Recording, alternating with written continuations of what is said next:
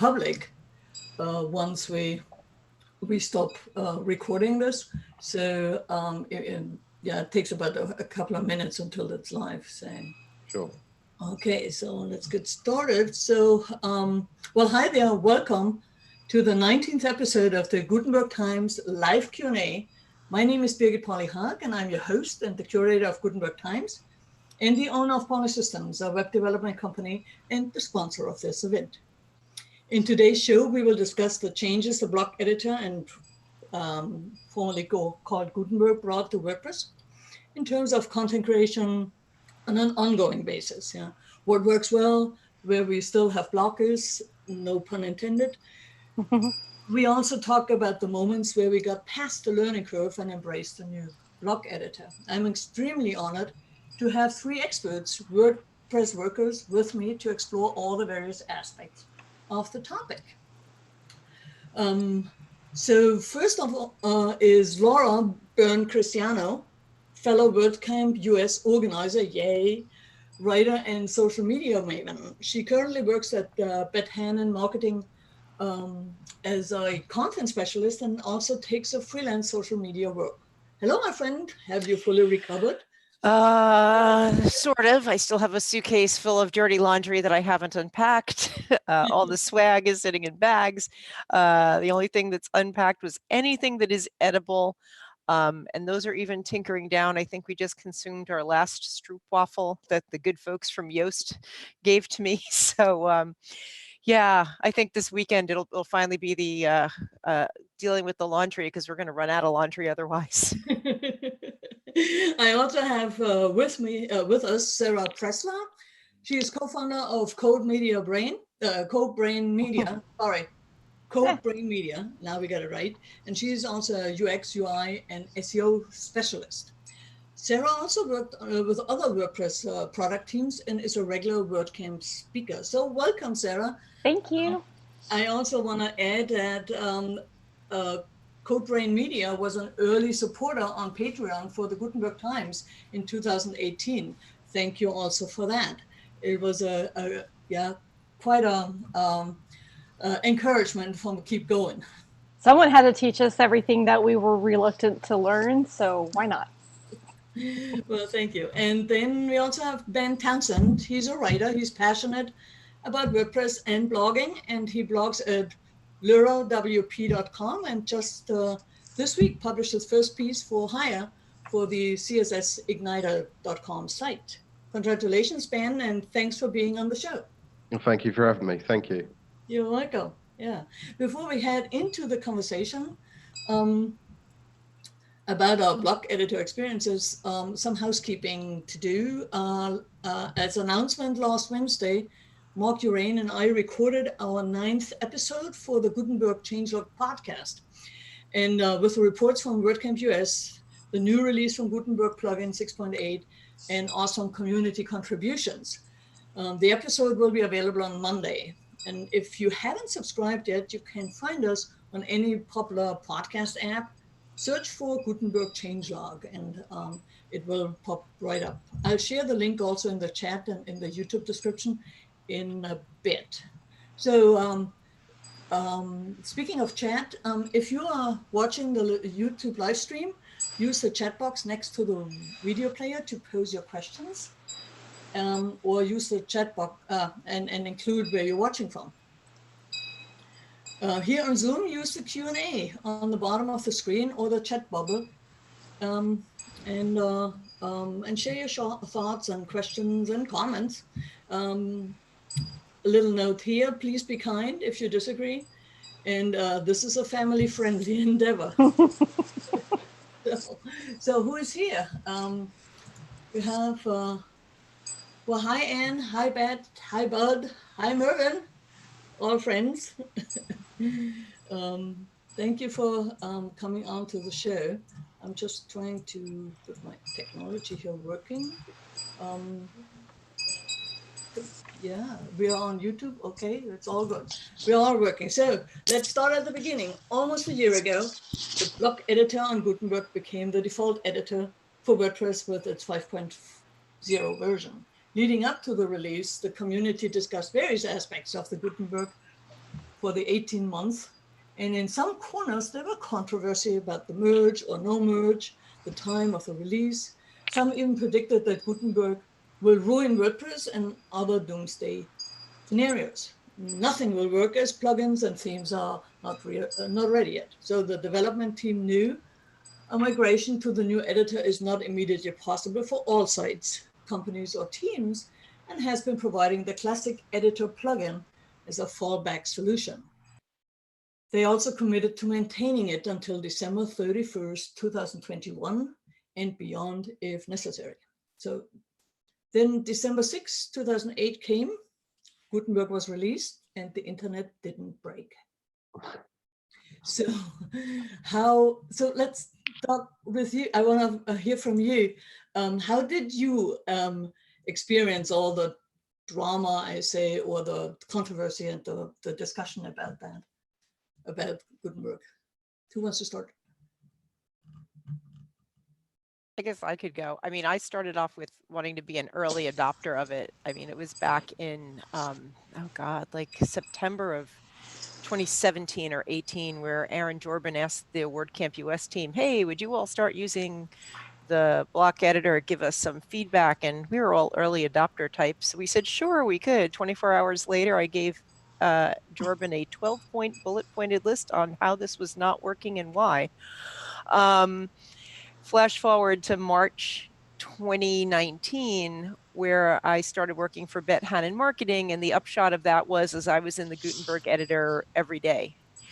And I went, wow, this has improved a lot. I had only dabbled in it a little bit in between those two time periods. And I'm like, this went from being unusable to now I'm annoyed if something's not in Gutenberg because I can do things quicker in Gutenberg. So yeah, I'm a big fan of, from a content standpoint, of where it is and where it's going. You're muted. So Sarah, how do you feel about, or how, when you look back, how was that whole 18 months before the release and afterwards for you? I was hesitant to think it would work. A lot of that comes from how negative the community can become when something new is about to happen. And I tend to jump on those bandwagons. But then I started really thinking about it, like, okay, then I'm going to totally screw up WordPress just to have this drag and drop thing. I also, happy to say, I publicly hate all drag and drop page builders. So I was really not happy about the idea of trying to enter content in, and concerned about the creative flow when you're writing. You know, it seemed very clunky. It was going to start breaking up paragraphs, and you might lose blah, blah, blah. Like a lot of sort of user, I mean, that's how we got into WordPress, right? For me, it was blogging for clients, writing blogs and managing their content and that sort of stuff. And it was just, you know, it's what you know, and what you don't know, you get a little scared of. And at the time, page builders were really not that great. They've all come a long way. I think Gutenberg actually has helped page builders level up their capabilities with the builders, people who just build their websites with the page builders, all the way through enterprise level clients now using, Elementor and Beaver Builder to create these really massive sites. So when we started working with a client, they were redesigning. We built their site already 2 years ago. It was their 100-year anniversary, so they were rebranding the whole company. And we actually were supposed to start the redesign like 6 months prior, and we said, no, just wait, because Gutenberg's going to release. Like, just wait.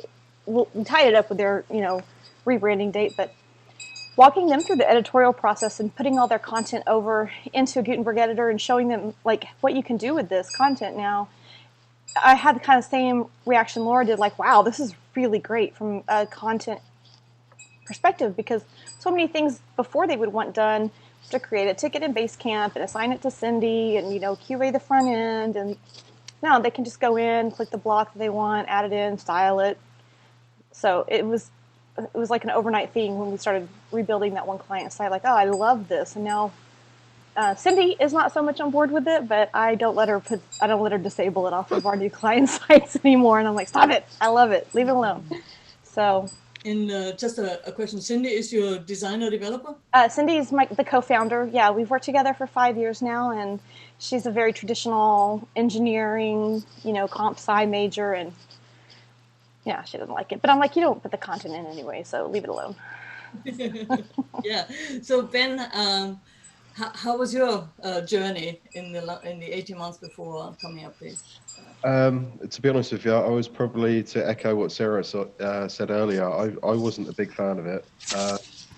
Reason being is I've been used to the TinyMCE editor for years, and who is anybody to come in and say that you should try this new thing?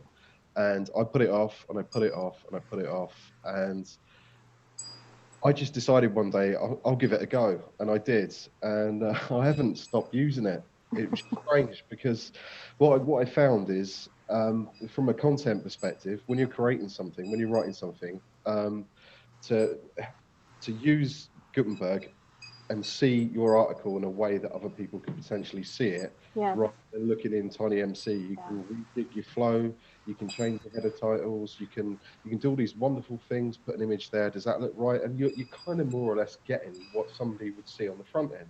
And that's why I liked it, because TinyMC is brilliant, don't get me wrong, and fair play to anybody who still keeps using it. It's not for me to say, but from a purely content perspective, I couldn't do without it. I've got 2 other sites that I tinker around with, that sort of bought a domain. I'll play around with it one day. It'll make me millions. That sort of general idea. Never happened. I keep spending money on domain names. They never really make me any money.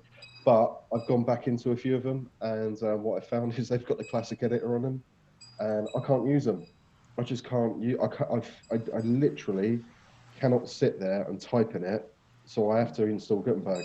And I've kept one site, and I've kept the classic editor to remind me the difference between the two, just purely for my mindset. I just think it's easier to use. It's a lot easier to use. Yeah, absolutely. We see, I don't know if you see it too, but more and more people are actually coming around, and even the strong critics that were very vocal about the process of releasing and developing and releasing Gutenberg. They come around and then go also from I hate it, oh, this is not so bad, or so I really love it. Yeah. So what was, can you put it down to a magic moment, or is it just kind of you get accustomed to it and then the learning curve over it, and then be able to kind of walk around? I know I had a magic moment, for sure. I managed content for clients, and I was presented around April with what I refer to as the Word doc from hell. I mean, it had like a dozen fonts, bold, italic, every double spacing, triple spacing, probably about 40 links embedded around words. It's without betraying the specific client, it was a client that does things for the environment in a specific region, and they had a list of hiking trails that were this document with links that I got, and I remember thinking, I'm going to be at this all day long.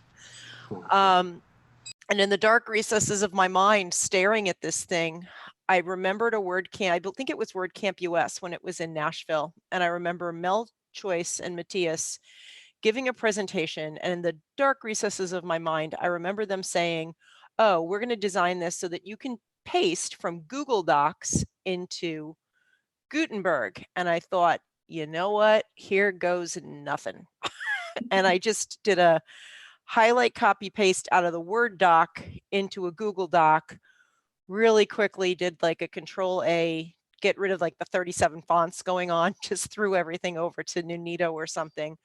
And then just quickly made everything like size 14 font just so I could read it. I'm like, okay, that doesn't look too horrible now. Control A, Control C, Control V. And if this blows up something more than I think it will, I'm just going to revert to last night's backup. And it worked with no ramifications. And then as Ben was saying, it was just so easy to go in there and like do heading titles. It was so fast to go in there and do all the H tags and then shift things over quickly to like a bullet pointed list and then just, clean up other little baby formatting things. And I thought, okay, this just took me 30, maybe 40 minutes, and this would have been like 2 hours worth of work otherwise, easily. So that was my moment of, oh, let's keep giving this another chance, because I just got a whole lot faster. Yeah, that definitely, when you do content for clients, yeah, that save time certainly comes in handy. Any magic moments for you, Sarah? I think when we were, redoing all the content, moving it over, and the site has, it's huge. The content repository is huge. And we migrated it all over and found out that their content editors, they didn't have an editorial process. And so we were kind of helping them work through that anyway. But when we migrated everything to the new site, their content headers were a mess. They were just changing the H types to fit what they kind of wanted the size to be like. And I don't know how many times we've had that conversation with them, like, this is, we can change it in the CSS file, like we can adjust your fonts, but this isn't the way to do it. So being able to get them on board with, look, just make sure you're tagging it, give it the right H tag, and then change your size over here. Just click this and click that. And they were in love with it. And now their content is finally starting to look like the level of professional content that they need to be putting out in their market space anyway. So that part was really exciting. Just from just even from a managing standpoint, they were spending, they're a retainer client, they were spending X number of hours per month for us to go in there and clean up content stuff. And it's now, they're saving that. We use it for other actual development tasks. So that was like, I think that's my favorite feature besides the accessibility feature in the design styles. But the headers are amazing because you can really train your clients well. Right. So the magic moment for Ben Townsend? Yeah, actually there was. In my day job, I work for a company. I do blogging and that in my spare time, but I was using Elementor, believe it or not, and I told everybody we should use this, we can do X, Y, and Z. Brilliant. And it was great, but the problem you end up having, Elementor is good, don't get me wrong. It's brilliant. It is a good plugin. But what I found is when you've got so many different things at your disposal, you can create something that is, quite frankly, ugly as sin. Yep. Because you feel obligated to, we should put this in there, we should put that in there.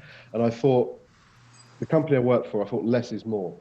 So I played around with Gutenberg for a bit, and I thought the page loads, this isn't derogatory, again, anything against page builders, but there is an element of page loads. And I wanted to put something together that was quite quick, and Gutenberg is quite quick, and it's very easy to use. And so I built the whole corporate website, the company, the day job website, out in Gutenberg. Actually built it with Gutenberg, Generate Press, and obviously WordPress. Awesome. Yeah. So are any of you on the viewing us and watching us have any questions for all the different experiences there? I don't know. We have one question in the, so Bud Kraus, I'm very interested in the blog directory. I'm running the current version of Gutenberg plugin, but how or where do I get access to it? Or is it too early for that? Yeah, I can take that unless you know what it is about the blog directory. That's what it's in development still, as far as I know. It's their intention. There's the basic level search that's in Gutenberg now, but I don't know. No, the blog directory is like the plugin directory kind of thing. Yeah, they don't have it yet, I don't think. Yeah, it's still experimental, and there are only 2 or 3 blogs that are now working with that. But the meta team is still kind of working that out, how that's going to work. So when I had the team of the blog directory on a live Q&A show, they had hoped that with 5.3 they get something out. There might be something in there, but it still will be experimental and not for production. So because it needs to not only, they had a hard time, so they figured it out where to store the assets, the pictures and for the preview and that kind of thing. And they only did that in a version 2 versions back, but that's not a version that's going to be in 5.3. Yeah, so that's kind of that. Sorry, bud, but you can, if you want to tinker with it as a plugin developer, connect with Alex Shields from the Meta team, and they help you kind of set this up. Yeah, so yeah, that was a question. Any other questions? No, not yet. Yeah. Yep. Marvin's got one in the Zoom chat. And the Zoom chat. Okay. So Yeah. he asked, is there any client experience you've come across so far where Gutenberg did not work out and perhaps you had to revert to the classic editor? And we actually just had that happen on a client site. They had like 18 different kinds of post types in their old WordPress account, which everybody laughed with me. They asked me to update it as a volunteer for their nonprofit organization, and they were running WordPress 3.1. So I just literally laughed and said, no, but we can rebuild it for you. So we did, and cleaning up their content. And one of the things I wanted to do was say, if they were going to write, I moved all their content into just post categories for now till we get all of the templates, styling, everything sorted out. If they were going to enter a new post for a new patient, it's a sea turtle hospital, then I wanted the editor to open up and display the title and the ACF fields for the form they were to fill out and have the category selected. So they don't have to think about it. The idea with when we take a big client like that and they have tons of content, I mean hundreds and hundreds of pages, is to also solve the problem they don't know that they have, which is their editorial process. And like Ben said, less decisions, for them to make so they can just focus. Well, that you cannot set up a post single in Gutenberg so that you just click post and then new patient and have all of those things happen in the backend editor. We had to, we didn't revert to it, we just installed the classic editor alongside Gutenberg, and it works just fine now, but that to me is a little gimmicky. I wish it were more of a streamlined process. Mm-hmm. So the client didn't have to wait for the admin to load a second time, but maybe we'll hack that out, once we get all their other stuff sorted away. But there are some times in the back-end processes where you might have something like that. You get blocked with their blocks and just have to figure out a workaround. But Cindy's pretty good at doing that. When I'll say, this is what I want to have happen, and then she'll say, okay, well, you can't do it, but I can do this. So, and then she always solves it. So we have been stumped a few times. Any other stories from that you had to revert to and kind of stuck with the classic editor? We didn't have to revert. I mean, we are running the classic editor plugin with the TinyMCE on sites, just so it's there if we like the new content is all going up in Gutenberg, but the old is sitting that way. And I remember hitting one staff member page, and it came down to time. I could flip this over to Gutenberg, but the client is paying us only so much money I was like, okay, we're just going to fix this in classic editor quickly, and then down the road, let's propose, like as you were saying, Sarah, there's a lot going on here. There's a lot to unpack. That maybe what's, yeah, sure, I'm in classic editor at the moment, but really it's a larger question of this site needs a big refresh. And if we refresh, this could go to Gutenberg, and a lot of things that were clunky would be a whole lot less clunky. Mm-hmm. Yeah. That was my experience as well, that you have a hybrid. A lot of sites have a hybrid solution that they do the old stuff or previous content in classic editor and new content in Gutenberg. We also there are actually still some plugins out there that have some awesome functionality that don't work with the block editor yet. And so we did a peer-to-peer fundraising with 800 peers, and needed to come in the campaign. And so we used the classic editor because then you could duplicate the post and then do it again and just change the two things. Like, the duplicate post plugin doesn't work with Gutenberg. It only works with the classic editor. So we had this hybrid solution there. Yeah, and there are a few things like that that sometimes trip you up. I think what really makes a difference now for a lot of sites is that the plugin ACF, the Advanced Custom Fields Pro version, now comes with a block creator, so you can have still your field group as you node for it, but then for the editor, you get it in blocks and people just fill it out, and that's so much nicer. It's so nice. Yeah, because you actually, what Ben said, you see how it's going to look later on the front page, right there in the editor. Yeah. Any other questions? I'm just looking around. Nope. Well, I have a few.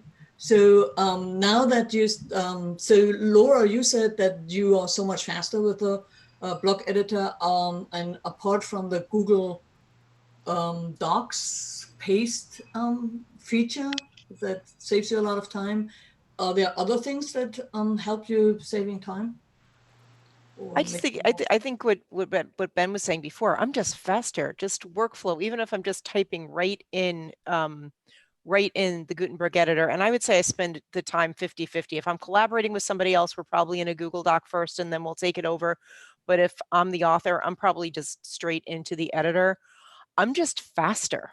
I'm just absolutely, there's no question I'm faster. And very much, as you said, the photos, putting the photos in, that absolutely. I mean, how many times have we uploaded media and then looked at it and went, oh God, now it's eating the page. That's not what I thought it was going to do. Take it out, try it again. You know, we have much more of a WYSIWYG experience going on with the photos. That for sure is making me much, much faster. And then just like nice little elements, things like the line separators and things like that, that you know they're going to look good ahead of time, and it's so fast to put them in. And then to do you have like choices on how to stylize them now too. Dashed line, any kind of custom CSS maybe you put in. A lot of that is way faster. Yeah. Any other kind of really specific things that make you faster? I'm even thinking just a staff page that I did recently, that like with photos, there's the spacer block. Like when the content gets all jammed up, that is so quick to do that in Gutenberg now. That used to take a lot of finagling in classic editor to make something like that work. That block is in VSP and yeah, non-breaking space. Yeah, and then going, oh no, that didn't really work. You know, now it's just like dragging a little window shade, and it's amazing. To be honest, sorry for interrupting. I don't mean to. No. I think basically what Laura and Sarah said before is with TinyMC, it is a what you see is what you get editor, but with Gutenberg, you really see what you get at the end of it, and that's for me as an end user. I'm not a developer. You know, you guys rock. You can do all that sort of stuff. I can't. I'm just the guy who puts words on paper or words on the page. And for me to be able to see where my image is going to see where it's going to be, if it's going to be to the right, it's going to be to the left, my captions, everything's in front of me. With TinyMC, it was brilliant. TinyMC, it was brilliant, but the problem was what you saved and what you ended up previewing were completely poles apart. And then you waste, I don't know, out of writing a 4-hour article, probably another hour going back and just deleting stuff. Well, that doesn't float to the right. Why isn't it doing that? But you don't get that with Gutenberg. So that hour's gone. That speed, that time can be invested more in the content. And I said before, like the flow of an article, when you see it in front of you, that looks awful. Why have I said that? And then you can go back and you can edit stuff, and it just makes it is a content editor. It's not a page builder. It's a content editor. It's a content creation platform, tool. And for me, it makes my life easier. And I love it. I can see why people don't like it, because they've been asked to make changes, workflow, and I get that. I was one of them. But if you take the time out to learn it, it really is brilliant. There you go. That's my rant. Sorry. Yeah. So what I found is that there's one feature there where you can see all the blocks in a list in the hierarchy of your headings, and then so it's a heading 2, heading 3, paragraph, block, pictures, heading 2, heading 3. And when you have a long document, you don't have to scroll down all the document to get to there. You're just going to use that. And these are jump links that you go then to that particular section, especially when you rework a blog post or a page multiple times. That definitely saves you time. So it's there are a few little things that are not necessarily in the editing part, but they're in other features. Yeah. Mm-hmm. Speaking of features, what are your three most favorite features of the block editor? Kind of. Can I go? Is that all right? Yeah, sure. Ben. I really like the fact that it pinpoints the fact that you've put headers out of place, because sometimes if you're writing, I don't know, I did a theme review not so long ago and it was 10,000 words, which was overkill, and it took me ages. But the hierarchy between the headers was, I had a header 3, and then I had a header 4, and it turns out I had a header 5 above something else. And if it wasn't for the indicator at the top, I wouldn't have known that. And I was just looking at it, I think, right, okay, click on that, and like you say, jump to that specific section. Right, that should be a 3, that should be a 4. And then I'm looking at the content, I think there's not enough images. So, okay, what else can I do? So it's just drag and drop, put them all in there, make sure they've got the names. It is just so much easier. It really is. It's just, I don't know why people don't use it. I don't work for WordPress or anything like that. So None of us do. well, yeah, but it's easy. I just don't see why people don't just give it a chance, because it'll make their lives easier. It really will. So I think there were 2. Do you have a third one? So I quite like the fact, and I know there's going to be something happening with the newer version of WordPress where you can have some kind of image compression technique in place. In the media library. Yeah, that would be awesome. But I do like the drag and drop. I do like that, and I like the fact that when you actually tell an image to float to the left, it stays floating to the left, or to the right, or to center. And I like the cover, where you can do the cover option, or make it a wide width. It's just easy to use. Yeah. So, Sarah, what are your 3 most favorite? Well, it's hard to say, right? Because once you get in there and learn it, it's just all of it's wonderful. I think probably, obviously, the headers, right, that I talked about, being able to resize those. I absolutely love the accessibility component for when you build a button and you've got the background this color and the font, and it tells you that's not really, maybe you want to try something else. So we just default to white and black now because I can't really find any combos that work great, but they all look good. And the other one that clients have loved is there's a feature in there, and I haven't used it in a few months, but you can create a clickable tweet, like right there in the editor. And you don't have to upload a new plugin. There's no maintenance on the plugin. There's no plugin content. It's just right there. And I think that's awesome because, so much content is shared. I mean, they obviously still have their sharing buttons and all that stuff, but I think the other thing I really love is the columns, the text columns that you can add into your content. They're so just not even worth messing with in the TinyMC editor. I mean, like, not at all. Like, don't bother with it. Just right. I love them. They're so appropriate in a lot of instances, and it makes your content look beautiful.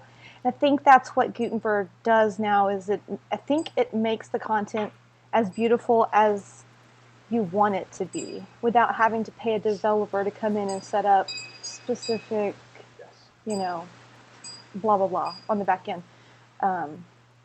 It's really fun to work in. So Laura, do you have your 3? Yeah. Picking up a little bit on what Sarah said about the social media, you used to always be able to embed a Facebook post or a gallery or a tweet with just grabbing an iframe and slapping an iframe in. Now you just need the URL of that item, and it formats it really nicely. You can center, you can left align, you can caption that social media post you're putting in. So if you want to give relevancy to your article and some expert has tweeted something, you can embed their tweet, and you could, underneath that person's name, like state who they are, like what their claim to fame is. Why are you embedding them? I love that coming in from social media. Reusable block. Oh, That's yeah. amazing. Yeah, I forgot about that one. Love that, particularly when I have clients that have a variety of call to actions. Yes. I don't have to constantly rewrite, subscribe to our newsletter. I just have to haul that block in, put it up. And then the other one I really like, and I only just recently figured this one out, is if you're uploading a PDF, you can use the file block. And it's giving you two options. It's a little slow in the uptake. I didn't realize this at first. So it puts in the name of your file, like name your file nicely or it's going to be mangled. But that link just will let you view it on the website, because sometimes you don't want to download it. You just want to see it. And then next to it, you have the download button. So, I actually did want to download this file. I love that for just one quick upload, you get two nice options. And that way people can do whatever they want to do. And you know why that's so amazing?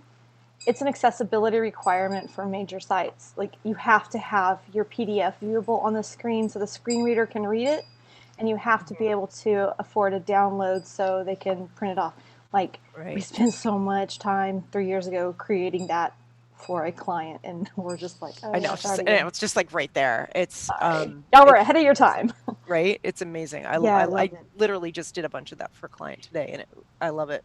Even though Gutenberg got a bad rap on the accessibility audit, that yes, she does fantastic work. So even though there's a lot of stuff that's got to be fixed and upgraded, I think it does a very good job bringing those issues even into a discussion point for people who are using it. Like, why are my colors wrong, or why are there these buttons here now? And so, I mean, it needs a lot of work, but props to them for getting the conversation started.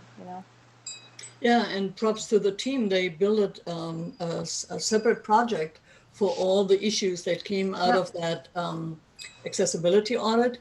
And they found actually some of the changes that are done in the media library are actually from that audit, because it was actually in Gutenberg, but it was because you use it so much in Gutenberg now, it kind of became prominent.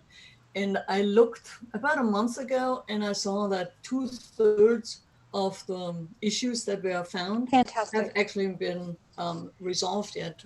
There's still a few. That's just amazing. Yeah. So many of the accessibility components are quick fixes. If you know what you're doing, Rachel Cherry is so fast at it. We used her for some accessibility work, and she will find literally every single thing wrong with the site that needs to be fixed, but she will also very quickly get in there and fix it. And so her audits are very comprehensive and a little bit daunting, but then she gets to work and you're like, dang, she's fast. Yeah. So we're all learning. So. No, absolutely. It's important. Everybody should be able to read your website, and not just 80% and the other 20% not. Right. The big clients. I know it's hard for the little ones. We just build it into all of our work now as much as we can, and ask Rachel when we'll get stumped on something. But big clients, I mean, they're going to get their pantsuit off of them if they don't. So. Yeah, but I think those little tools, like you said, the color contrast when you do background on background and foreground colors, or on the buttons. Yeah. Well, what do you think about gradients? Thinking about that. Oh, I love gradients. Everybody loves gradients. Yes.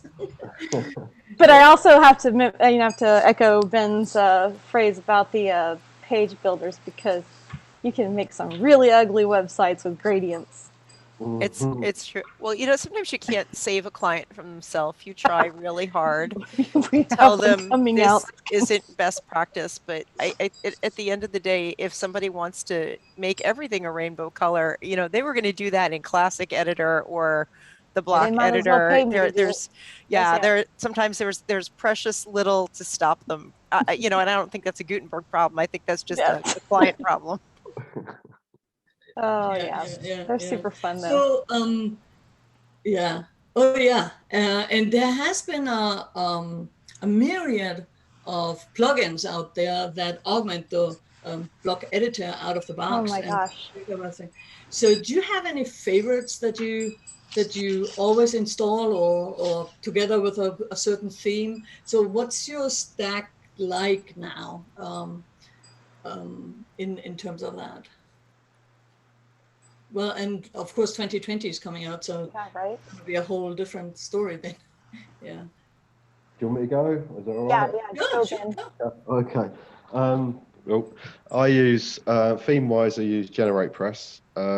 I've been using it probably a couple of years now, and it's brilliant because you can disable elements. So if I don't want the page title to show, or if I want to hide the header and the footer, I can do that. I can create landing pages. In terms of Gutenberg itself, I don't know if anybody's heard of this. You probably have. There is a plugin called, I don't work for them, by the way, it's freely available on WordPress.org, but there is a premium version. It's called Kyokan. I don't know if anybody's heard of this before. It's called Kyokan Blocks, and it's brilliant. It's got container rows, it's got all these wonderful things in there, it's got fancy buttons. It's freely available on the .org, and there is a premium one.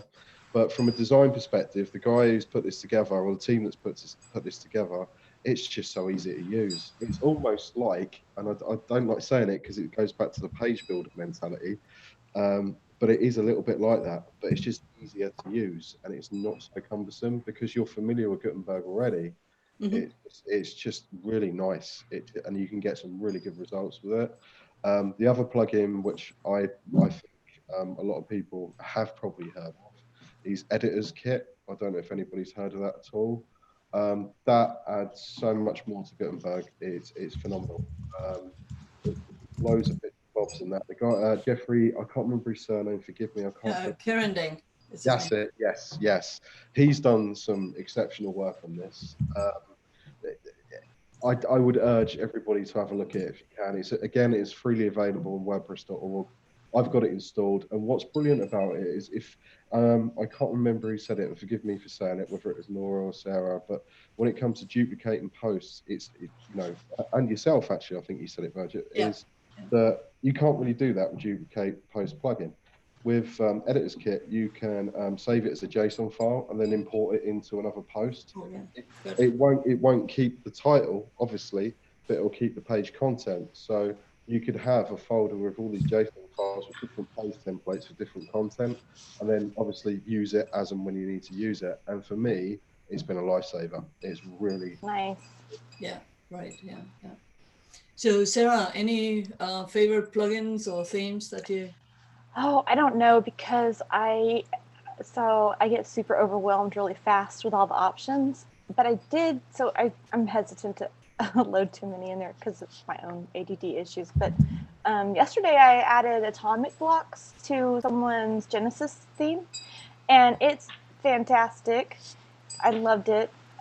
We've been able to, kind of work through their content a lot faster. Bill Erickson's website, always Bill Erickson if you're using the Genesis or other stuff, because his blocks, his code's pretty compatible. But he has some really cool blocks and features to add in. And I don't know. Because when I need something, I'll just go search it out and find it. But now that I know Ben's got these great resources, I'll just start learning those. We don't really have a Gutenberg stack yet. We kind of need one. So I've been looking for someone to copy. That's why reinvent the wheel. Also, because I get totally overwhelmed, and Cindy will be like, "Why are there 800 plugins?" And then Right. Right I had to try them. How do you know?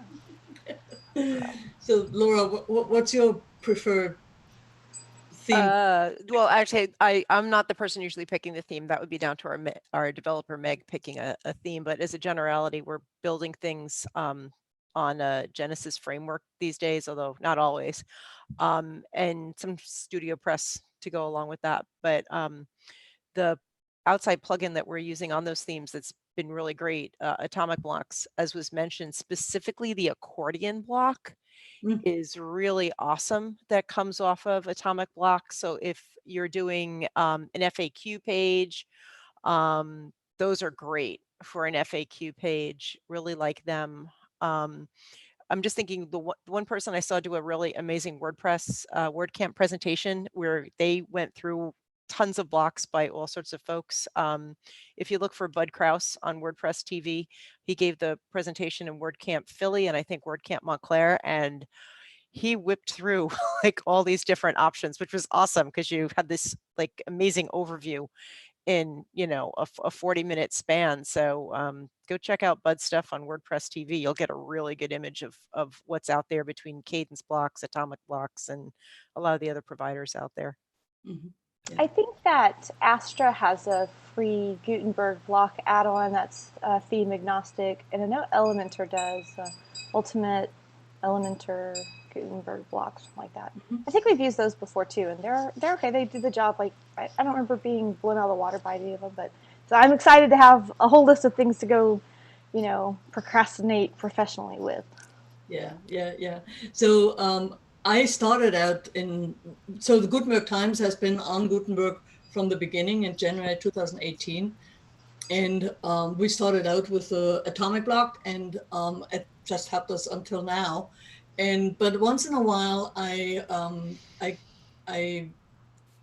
go over to CoBlocks, which is from Rich Tabor. Right. And Rich Tabor's company got bought by GoDaddy. Atomic Block and Studio Press were bought by WP Engine. So those things are going to stick around.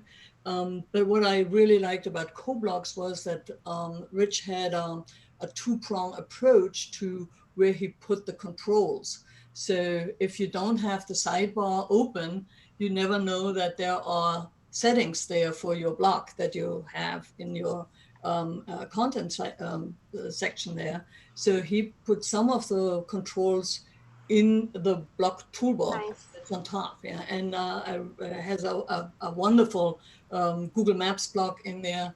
His gallery blocks are quite versatile, so definitely check that out. Theme-wise, we use so Studio Press, and after they got bought by WP Engine, the team went through all the latest 4 or so theme and made them all Gutenberg compatible with the the full width or the wide width alignment. So I really like that when you do a media and text block, that you can kind of push them out a bit so the picture have a little bit more room to breathe. So that's definitely necessary for a theme to be Gutenberg ready, to have those features in there. Yeah, well, that's some great information there. Do we have other questions? Bud says, Laura is my hero. I will see you around tonight. Yes. Yeah, there we go. But Bud is not paying me to plug him. But yeah, no, he had a great presentation there. Yeah. You know, what's interesting, Brigitte, is that when Gutenberg first kind of, stepped into the spotlight, people were so worried that it was going to, tank the WordPress economy. And to think that it's only, like, how old is it? I don't know. How old is Gutenberg? Like maybe December 6th, 2018, it came out. It's not even a year. So it's not even a year old, and people have already sold their companies to major hosting. Right. Yeah. That's awesome. I mean, and good for them. Good for them for getting on board and saying, I'm going to figure it out and I can do this. And I've heard so many good things about CodeBlocks. I didn't realize that it had been picked up by GoDaddy, but good for him. Yeah, and both sales actually, the Atomic block as well as the CoBlocks were done before Gutenberg was even released. Wow. Yeah, so good for them. I mean, I know everyone's like, we're in WordPress because we love it. Okay, I'm in WordPress to make money. So, right. That's awesome that they could, create something and polish it up enough that it was picked up by large service providers. I mean, that's the mailbox money we all talk about, right? Like, yeah, right. So that's cool. Good for them. Congrats to whomever they are. Yeah. So I think you are teaching, Sarah. You are teaching your clients to update their own content. Laura, I didn't get that from you. Are you teaching that too? Yep. Yeah. So what do you think? So when they come from the classic editor, what's the biggest hurdle that you see them struggling with? They really don't. Honestly, the biggest They don't struggle see is like something that's not, that's the struggle, is something that's not in Gutenberg. It's, oh, there's this widget on our sidebar that does whatever it does. How do I change that again? Yeah, the struggle is the stuff that they don't, that it's not a page, or if it's not a page or a post, they've got it. It's the stuff that's not a page or a post. That's what it's, I find that we end up doing more training on, or they'll just say, oh gosh, could you just do that? And then we do. Right. But it's coming. Yeah, they're working on the phase 2 on that widget part. And Bud mentioned that there are some underlying. Oh, so each plugin release has also an experimental place where you can kind of test the widgets. You can also do the navigation block where you can do see the menus and edit those. So that's definitely coming. We don't. I think we've only had one client who basically fired us because we would not accommodate all of his. Has a VA who enters his content, and she doesn't know anything about WordPress, and she just would continually enter and change the headings based on the size. And when we built his new site, we just said, no, that's, he wants to grow it and monetize it. It has to be current and it has to be usable. And your VA needs to learn how to do this. There's no learning curve. And after 3 months of wrangling that, we've just finally said, why are you resisting this? It's like we've explained the semantic SEO. We've explained the reason why, and we've shown you how to do it in the Gutenberg. You can change the sizes however you want. And his VA just refused to learn, and he refused to fire her. And so he told us that we weren't a good fit for him. And then we said, we agree. See you later. Yeah. No, I think that is it. We end up having clients that maybe aren't the best. It's not so much a Gutenberg problem as it is a client problem. Yeah. It's probably the same person that doesn't like the way the photocopy machine operates, or any other device that they have. They may want it to operate in a way not intended, and they're going to do everything to make it do that. So that's a human nature problem more than a Gutenberg problem. Yeah. So I had a client who said, this new Gutenberg thing is enough to make me move to a remote island and never speak to anyone again. That's all it would take. Or I tie myself to a space shuttle and launch myself out of the planet forever. Maybe you should try Wix. That was in December, and in August we had to redesign their website. I heard MySpace is still available. Say again? You tell them, I heard MySpace is still up and running. Right. Why don't you go try Wix and come back later? In August we redesigned the site because it was also on a 12-year-old theme, and somebody told him that I can't use this on mobile. You need to have an. So we had this discussion, and I put them a very basic theme on there, but the front page was created in Gutenberg and the plug editor. That's awesome. All the other stuff is still in Classic. So the content that he changes is in Classic. Oh, and smart. We did the front page in Gutenberg. So he's actually seeing that. And we saw a huge improvement in the performance. Yeah. Mm-hmm. So, he's all happy now, as long as he doesn't even need to use them. Maybe we should tell the new clients, listen, it's like when you have an attorney and they're like, listen, your friends and family are going to tell you a lot of things that you should do in your court case, but don't listen to them, or we're going to spend a lot of time telling you how I do my job. Maybe we should just start telling our clients that, listen. Yeah. You're going to read a lot about this one. Who knows where. All right. You're so right. That's definitely things to be said, to be open from the beginning. We will save you a lot of money by not having this conversation. Yeah. So I think that's all the time we have today. And I have only 2 more questions for the speakers. So this was awesome. Yeah, I really love to talk to you about this. And there was a lot of additional information there that I like. So do you have any announcements? And use it for a shameless plug if you want to. And and if people want to get in touch with you, what would be the best way? Ben, you want to start? Okay, yeah.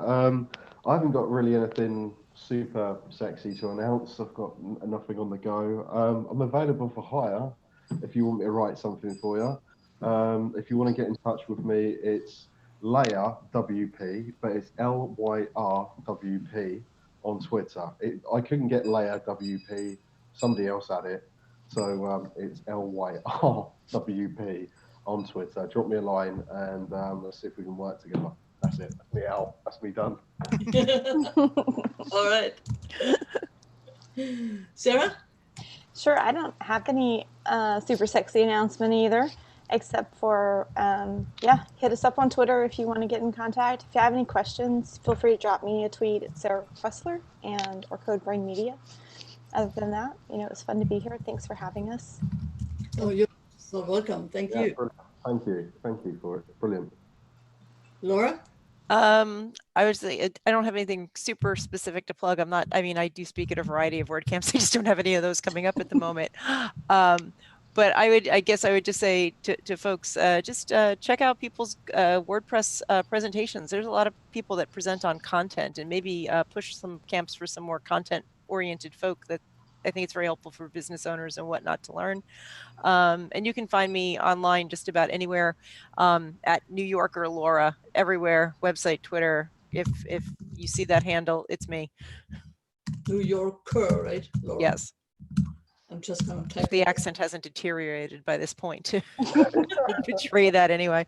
No, this was awesome. Thank you so much. And for our, thank you, Mervyn and Bud, for all your questions and for watching.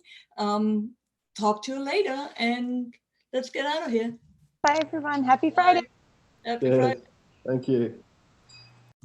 So.